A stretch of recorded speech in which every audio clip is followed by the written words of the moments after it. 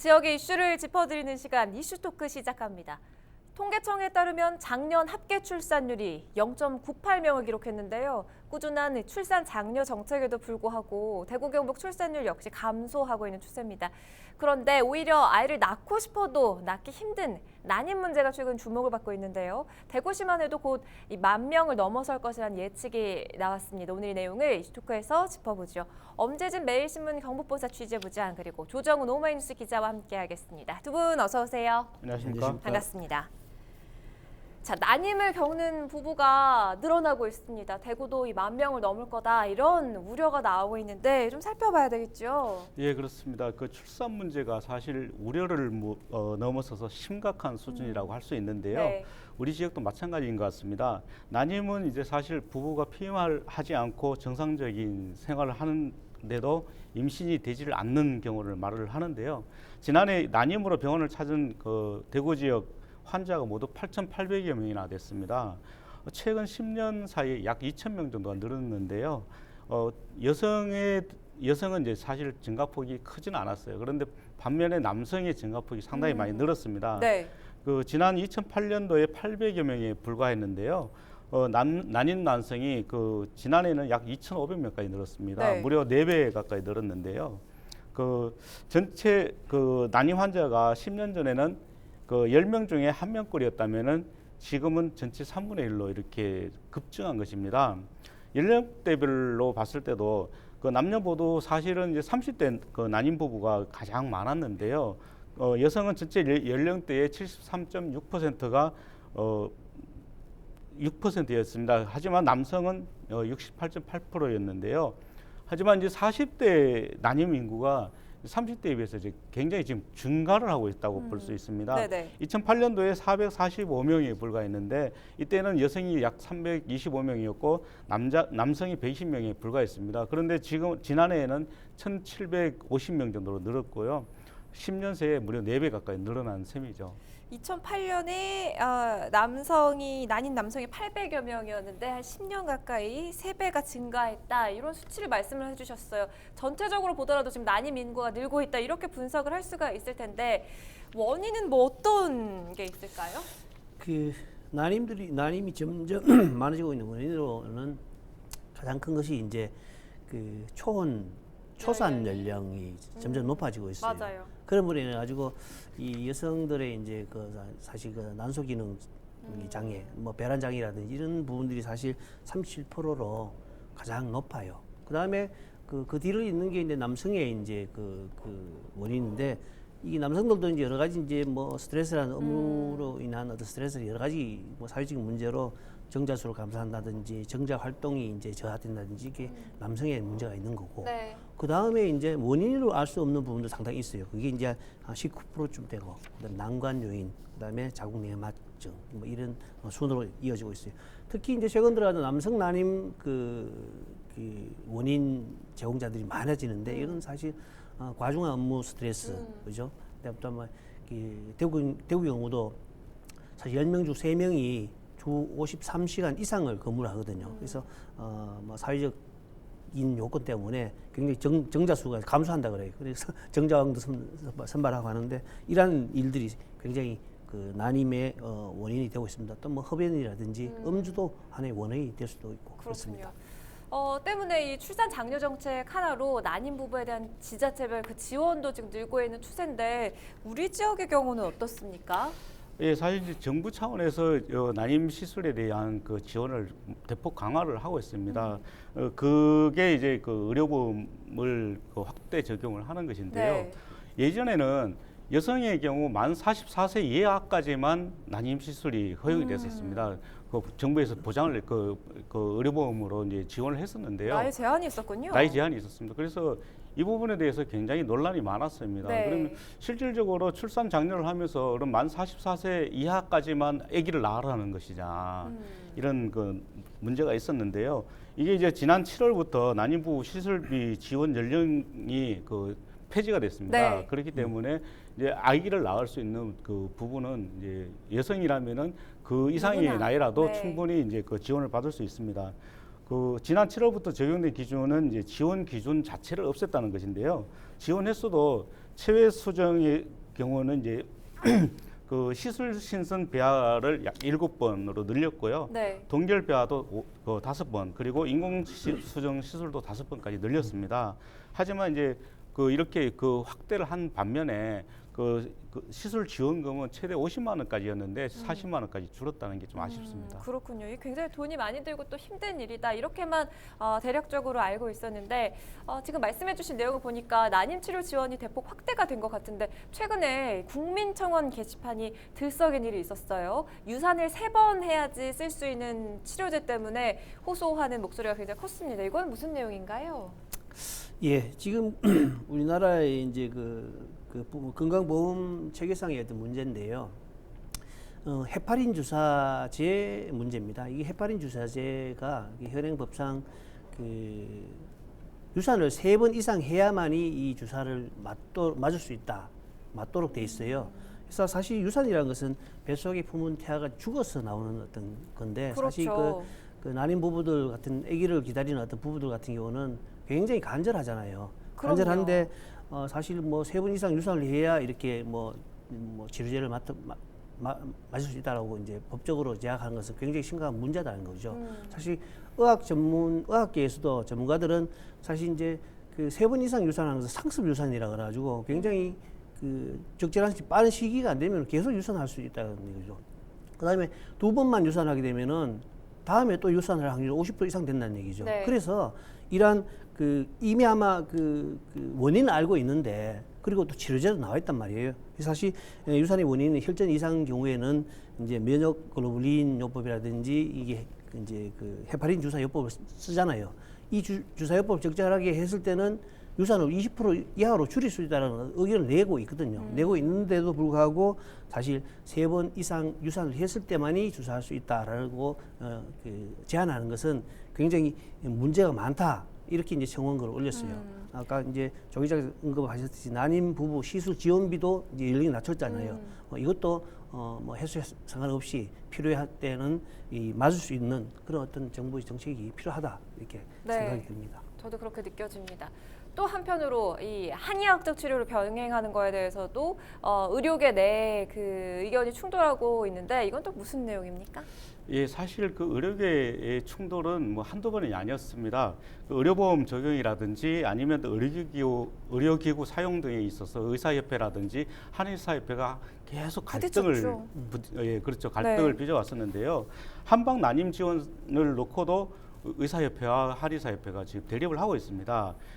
한방 난임 지원 사업을 하고 있는 것은 대표적인 곳이 우리 대구에서 하고 있고요. 또 네. 부산에서 하고 있는데 의사협회와 한의사협회가 이 부분을 놓고 계속 갈등을 빚고 있거든요. 대한산부인과의사협회에서는 혈세 낭비다 이렇게 주장을 하고 있고요. 반면에 한의사협회에서는 이 정보를 왜곡하고 있다 이렇게 맞서고 있기 때문입니다. 네.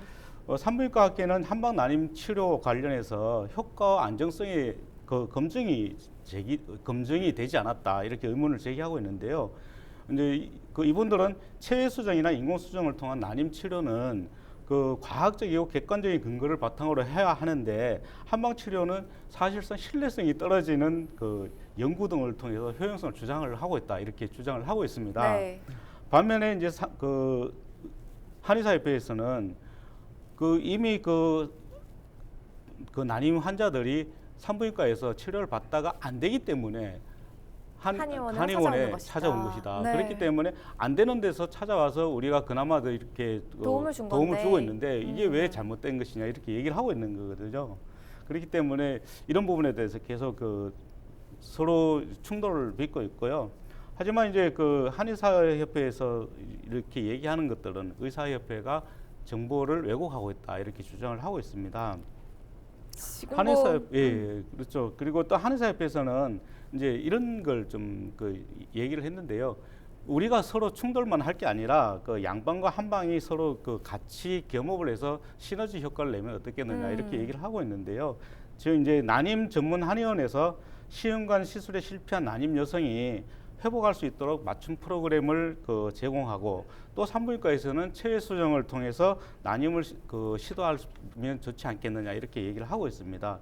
또 한편으로는 이제 한방과 양방이 서로 부족한 부분을 서로 메우면서 그 난임 여성의 임신 성공률을 그 높이는데 도움을 줘야 되지 않겠느냐 네. 이런 얘기도 하고 있는 거죠. 뭐 의학의 내부 분열이 어떻게 합의점을 찾아갈 수 있을지 좀 더 지켜봐야 할 부분인 것 같고요. 난임에 대한 보다 자세한 이야기 전문가에게 좀 들어보려고 합니다. 경북의사회 이현미 부회장 전화 연결돼 있습니다. 부회장님 반갑습니다. 지금 이 산부인과 전문의시잖아요. 실제 난임 부부가 늘고 있다는 것 체감하십니까? 기혼 여성 중에서는 평균적으로 5명 중 1명은 난임의 경험이 있고 또한 그 연령이 30대가 47% 정도, 40대는 40% 이상이 난임으로 고민을 하고 있는 게 현실 상황입니다. 그렇군요. 그 난임 치료가 어렵다 이렇게 이야기하잖아요. 그 이유가 뭔지, 그리고 또 비용이라든지 또 경제적인 부담은 어느 정도 수준인지 궁금하거든요. 난임 치료가 어렵다는 것은 일단은 한 달에 한 번의 기회밖에 없다는 거죠. 네. 즉, 성공하지 못하면 또 한 달이라는 시간이 지나야 되고, 12번의 기회를 놓치게 되면 1년이라는 시간이 지나가기 때문에 기본적으로 굉장히 긴 시간을 요하는 경우가 많고요. 원인에 따라서 치료는 달라집니다. 그래서 배란이 잘 안 되는 경우에는 배란 유도제를 복용을 하거나 혹은 주사를 맞아서 난포가 잘 성장하도록 하는 게 제일 첫 번째 치료의 단계인데요. 네. 정자의 운동성이 떨어지거나 자궁까지 도달하는 데 문제가 있는 경우에는 특수 처리한 정액을 자궁 안으로 주입해서 수정을 쉽게 해주는 인공 수정이라는 방법을 택하게 되고요. 나팔관이 막힌 경우에는 난자를 채취를 해서 정자와 수정시킨 다음에 일정 시간 동안 배양을 하고 그 수정란을 다시 자궁 안에 이식하는 시험관하기 시술을 하게 됩니다. 시험관하기 시술은 1회당 300에서 400만 원 정도 비용이 듭니다. 근데 요즘에는 보험으로 급여가 되는 항목이 점점 늘어나고 있기 때문에 100에서 150만 원 정도 비용 부담을 하게 됩니다. 그런데 1회 시술로 성공하는 경우가 그렇게 많지 않다는 걸 생각하면 여러 번 횟수를 거듭하다 보면 아직도 비용 부담이 조금 높은 게 사실이죠. 뭐 사람마다 다르겠지만 원인에 따라 치료 방법도 달라진다 이렇게 말씀을 해주셨잖아요. 이 그러니까 난임의 주된 원인은 어떻게 분석을 하고 있는지 궁금하고요. 실질적으로 치료받는 부부들이 좀 힘들어하는 부분이 있다면 그건 또 뭡니까? 여성 난임의 가장 큰 원인은 일단 결혼과 임신을 하는 연령대가 점점 높아지고 그에 따라서 난소 기능이 저하되고 배란 장애가 있는 것이 여성 난임 원인의 가장 많은 이유를 차지하고요. 남성의 경우에도 정자 수의 감소, 정자의 활동성 저하, 그리고 부부관계 시 기능성 장애 등이 원인이 됩니다. 먼저 원인을 정확히 찾아서 해결해야 되는데 모든 검사에서 이상이 없음에도 불구하고 임신이 되지 않는 원인 불명도 아주 많죠. 그래서 쉽지 않은 문제이고요. 기간을 오래 요하는 치료가 될수록 산모들의 경우에 특히 직장을 가진 산모들은 그 직장 생활과 병행하는 데 있어서 실질적으로 어려움을 겪는 경우가 많죠. 그래서 중도에 포기하는 경우도 많고요. 그리고 이제 경북 지역 같은 경우에는 산부인과 병원이 있는 지역이 그렇게 많지 않다 보니 조금 떨어진 지역에 사는 산모들은 산부인과를 멀리까지 다녀야 되는 경우가 많은데 난임 치료 중에서는 매일매일 주사를 맞으러 병원에 가야 되는 일도 많거든요. 그런 게 몇 달 동안 반복이 되다 보면 현실적으로 어려운 점이 많아지죠. 그래서 이런 문제를 해결하기 위해서는 지역 보건소랑 연계를 해서 멀리까지 몇 시간 걸리는 거리를 가지 않아도 주사를 보건소에서 대신 맞을 수 있도록 해주는 등의 정책적인 배려가 절실히 필요하다고 생각합니다. 네, 그 난임 극복을 위해서 좀 앞으로 뒷받침돼야 할 정책적인 부분, 가장 중요한 부분 뭐 어떤 부분이 있을까요?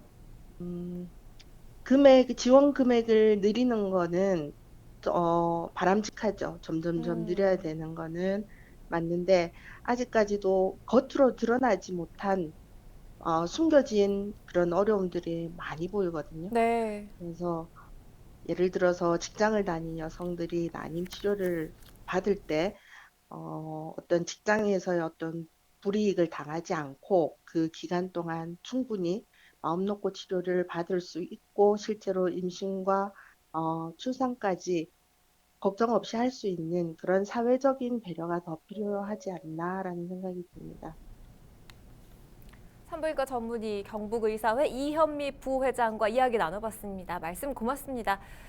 이 다행이라고 해야 할까요? 그래도 출산, 육아 뭐 이런 부분을 놓고 봤을 때 대구 경북도 좀 분위기가 달라지고 있긴 해요. 남성 육아휴직자 수가 많이 늘었다고요? 예, 그렇습니다. 실제로 육아휴직을 내는 대구 경북에 좀 아빠들이 급증하고 있어요. 일종의 라떼 파파들이 늘고 있다거든요. 네. 사실 이 라떼 파파라는 것은 한 손에는 이제 커피를 들고 한 손에 유모차를 끌고 다니는 아빠들을 이제 표현하는 스웨덴에서 유래되는 말인데요. 네. 사실 이 남성 육아가 많이 늘어나면서 생기는 어떤 말입니다.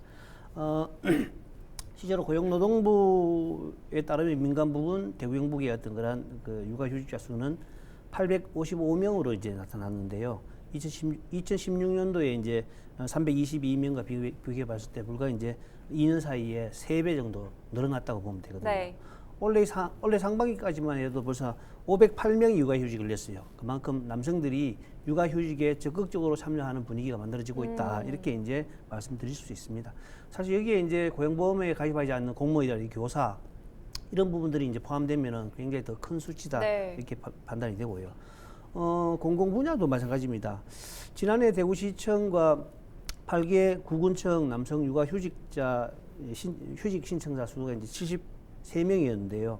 2015년도 26명에 비교해가지고 역시 이제 3배 이상 늘어났습니다. 올해 7월까지도 벌써 69명이 이제 육아휴직을 신청한 상태인데요. 이처럼 남성 육아휴직자가 늘어나는 부분에 대해서는 사실 뭐 대구 경북에서 맞돌봄 문화라고 하거든요. 사실 뭐 엄마와 아빠가 같이 돌봄을 해야 된다는 문화가 이제 확산되고 있는데요. 네. 이런 라떼 빠빠 문화가 사실 이제 이런 문화를 변화를 주도하고 있는 게 사실 이제 육아에도 이제 부모가 이제는 뭐 엄마가 아니고 부모가 같이 해야 된다. 또 뭐 정부 정책이나 공공기관에서도 사실 일과 가정을 양립하는 어떤 분위기, 이런 분위기들이 사실 굉장히 퍼져 있다는 어떤 게 전문가들의 평가입니다. 네. 또 이제 정부가 이제 육아휴직을 이제 육아휴직을 하게 되면 소득이 감소하는 이런 부분도 사실 이제 개선을 많이 했어요. 그래가지고 이제 정부에서는 지난 2014년도에 보면은 아빠 육아휴직 보너스대를 실시했잖아요. 이렇게 해가지고 이제 남성 육아휴직자들이 점점 늘어나고 있는 어떤 그런 현상들입니다. 네, 이런 이야기는 참 반가운 이야기인 것 같은데 이런 분위기에 지금 힘입어서 난임치료 국가 책임제 도입도 거론이 되고 있습니다. 이건 어떤 내용인가요? 예, 사실 우리가 그 장기적인 그 치료를 받아야 되는 그 암이라든지 아니면 또 저 치매 같은 경우, 네. 또 희귀병 같은 경우 국가에서 책임을 지는 제도를 지금 시행을 하고 있지 않습니까? 맞습니다. 의료보험을 통해서 그 의료비를 혜택을 경감을 받을 수 많이 있고요. 해주고 있고요. 그렇기 때문에 그 난임 치료에도 이 국가 책임제가 도입이 돼야 되지 않느냐 이런 그 이야기가 나오고 있습니다. 네. 사실 아까 그 이현미 부회장께서 이야기하셨듯이 난임 치료라는 게 뭐 꾸준히 할 수 있는 일이 아니거든요. 연령이 제한이 돼 있고 또 한 달에 한 번이 가능하기 때문에 이 쉽지가 않은 상황입니다. 그렇기 맞아요. 때문에 그 장기적인 또 치료가 필요하고 또 비용이 많이 들기도 합니다. 그래서 이제 국가가 책임지고 그 난임 치료를 적극적으로 지원을 해야 된다 이런 얘기가 나오고 있고요. 네. 외국의 사례를 든다면은 헝가리 같은 경우는 그 넷 이상 출산하는 여성에게는 소득세를 평생 안 받겠다 이렇게 선언을 한 적이 있었고요. 또 유럽의 여러 나라들도 세금을 감면해 준다든지 여러 가지가 있거든요. 그렇기 네. 때문에 우리나라에서도 적극적인 지원 정책이 나와야 된다고 봅니다. 네. 맞아요. 자, 지금 난임 문제가 심각해져서 대구시에는 우울증 상담센터도 문을 열었는데요. 사회 전반으로 확대되고 있는 이 난임 문제, 지원폭을 키웠다고는 하지만 우리가 가진 이 사회적인 편견부터 바뀌어야 하는 현실적인 문제들도 남아 있습니다. 우리의 관심이 좀 더 필요한 문제겠죠. 자, 이슈토크 오늘은 대구 경북 내 확산되고 있는 이 난임 문제에 대해서 자세히 풀어봤습니다. 함께해 주신 두 분 오늘 말씀 고맙습니다. 감사합니다.